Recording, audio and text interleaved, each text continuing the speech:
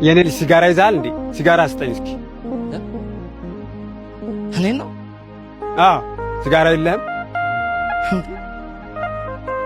አይነ ሁሉ አንተን የመሰለ የተከበረ ሰውዬ ሲጋራ ሲያጨስ መታየት ምን ችግር አለው እንዴ? አንተ እኮ የተከበርክ ሰው ነህ፣ ትልቅ ሰው ነህ። እንዴት ሲጋራ ታጭሳለህ? ማለት ወልፍ ከሆነና አንካ ደበቅ በልና ጭስ። ምን አስደበቀኝ? ካለ ስጠኝ፣ ከሌለ የለኝም በል። እንዴ እኔ አልሰጥም። አንተ እኮ የተከበርክ ሰው ነህ። እንዴት ነው እኔ አጠገብ ስታጨስ የማየው? እንደውም የለኝም፣ በቃ የለኝም። አንተም የተከበርክ ሰው ነህ፣ ለአንተም ክብር አይመጥንም። ስማ፣ እኔ ሳደርገው የምትጸየፈውን አንተም ላይ እንዲሆን አትፍቀድ። ለሰው የማያምርበት ነገር ሁሉ አንተም ላይ አያምርም። ሰውን የሚጎዳም ደግሞ አንተን እንደሚጎዳህ ማወቅ አለብህ። አንተም እኔም ሰው ነን፣ የሚለየን ዕድሜ ብቻ ነው። ስለዚህ ለእኔ የምትሰጠውን ክብር ለራስህም ስጠው።